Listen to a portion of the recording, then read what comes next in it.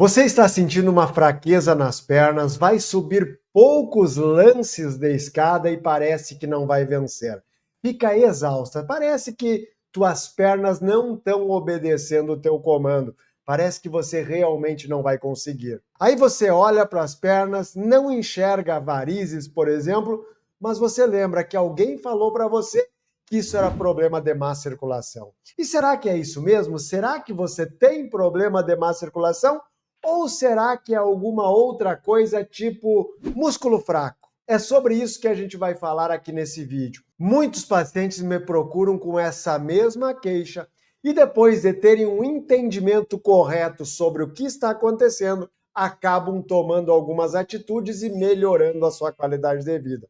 Então, para você que está sofrendo com isso, assista o vídeo até o final, não perca nenhum detalhe, que no final eu deixarei duas atitudes simples para você implantar a partir de agora no teu dia a dia e parar de sofrer com isso. Eu sou Alex Dornelli, cirurgião vascular, especialista em tratar e prevenir as doenças que acometem a nossa circulação. E através desse canal, milhares de pessoas já foram ajudadas com informações importantes para aliviar as suas dores e principalmente para evitar os problemas de má circulação. Então, se a sua saúde, se a saúde da sua família, elas são importantes, já aproveita, vai aqui embaixo, se inscreve agora no canal e não esquece de acionar o sininho da notificação, que toda vez que tem conteúdo novo, você é notificado, tá bom? Bom, então, primeiramente, para começar esse vídeo, eu quero que você entenda alguns sintomas relacionados à má circulação. Primeiro, o termo má circulação não é um termo usado por nós médicos. Por quê?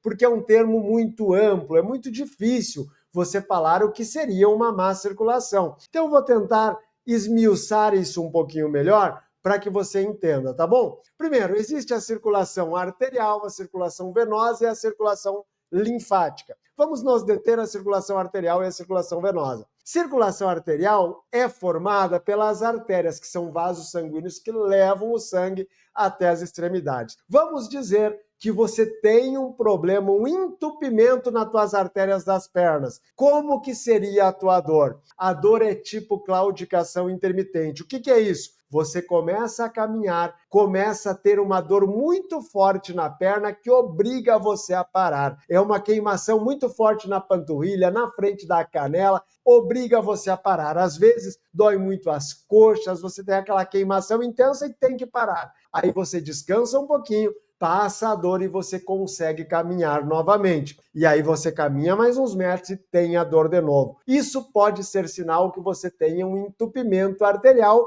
Isso é um problema de má circulação. Tem pessoas também com entupimentos arteriais que têm uma dor intensa no pé quando vão deitar. Então elas deitam e à noite acordam com uma dor muito intensa no pé que os obriga a tirar o pé para fora da cama. E os pacientes acabam dormindo com o pé para baixo porque melhoram da dor. Isso pode ser um sinal que você tenha assim um entupimento arterial. O segundo tipo de dor da circulação é a dor por problemas na circulação venosa, por insuficiência venosa. Ou seja, as veias, que são os vasos sanguíneos responsáveis por trazer o sangue de volta ao coração, não estão funcionando adequadamente. E se essas veias não estão funcionando adequadamente, é comum alguns sintomas, como cansaço e peso nas pernas, principalmente no final do dia. Vai passando o dia, pelo fato de você ter ficado muito em pé ou muito sentado, sem se movimentar muito, a perna começa a ficar pesada, pode ficar inchada, pode dar aquele desconforto que você chega ao final do dia e tem uma inquietude nas pernas. Isso pode ser por uma insuficiência venosa. Então, se você está sentindo algum desses dois tipos de dor, pode ser sim que você tenha um problema de má circulação. Mas existe uma outra entidade chamada insuficiência muscular, que você pode ter aí alguns músculos ou os músculos das pernas que não estejam funcionando adequadamente. E quando você tem a insuficiência muscular, o principal sintoma dessa insuficiência é a fraqueza. Lembra que eu falei no início do vídeo? O paciente vai subir escadas e sente uma fraqueza enorme. Pode ser sim que ele tenha uma insuficiência muscular, que é o objetivo do nosso vídeo aqui. E um dos tipos de insuficiência muscular é a sarcopenia. O que é isso? é a perda de força e a perda de massa muscular. E quando então você tem perda de massa muscular mais perda de força,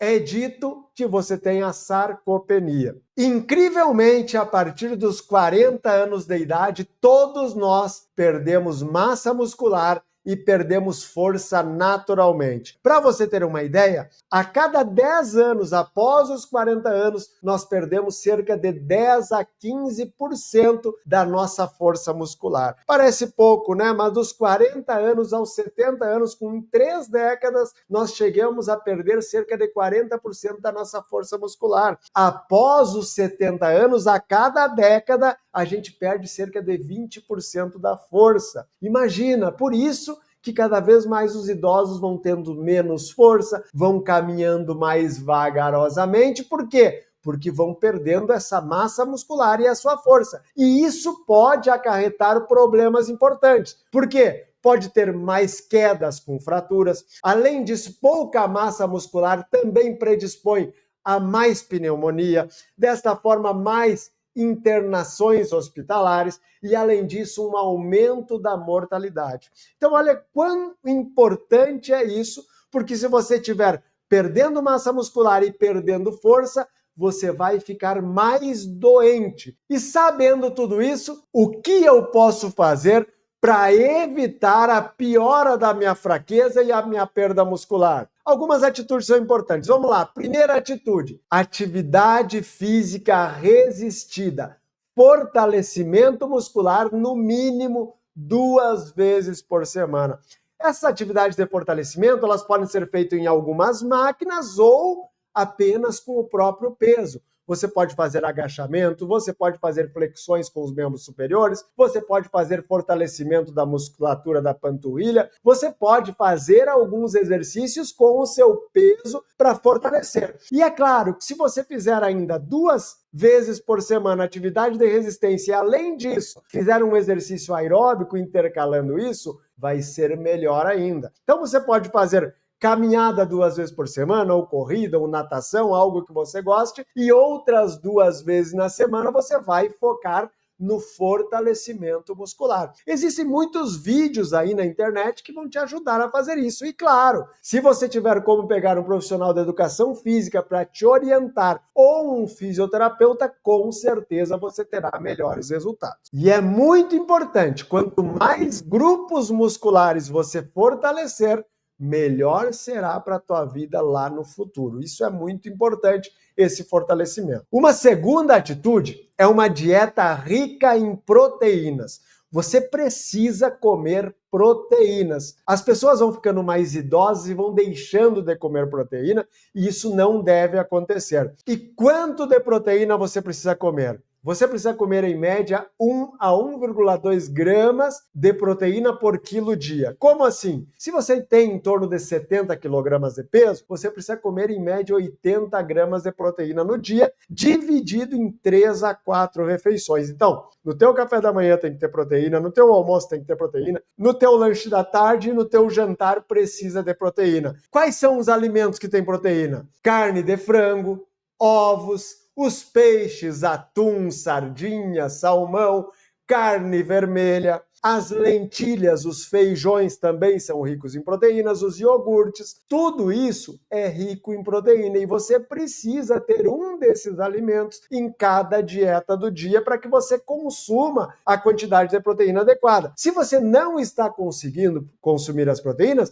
você vai ter que suplementar, seja com whey protein, com algumas barrinhas de proteína, e aí mais uma vez eu falo, um nutricionista também pode te ajudar. Mas hoje em dia, com tanto conteúdo na internet, você pode procurar conteúdos específicos sobre isso e começar também a ter uma dieta mais rica em proteínas. Porque isso é fato. Atividade de resistência associada a uma dieta com mais proteínas faz você formar mais músculo e ter mais força no teu músculo. Então é isso que você precisa fazer. Mais atividade de resistência e mais ingestão de proteína, tá bom? E é claro que, aliado a tudo isso, uma boa noite de sono, um sono reparador, fazendo você relaxar essa musculatura e, com isso, regenerar essa musculatura e formar mais músculo, também é extremamente importante, tá bom? E se esse vídeo te ajudou, se você vai ter alguma atitude a partir desse vídeo, não deixa de mandar ele no seu grupo de família, porque eu tenho certeza que existem pessoas acima dos 40 anos e que precisam desde já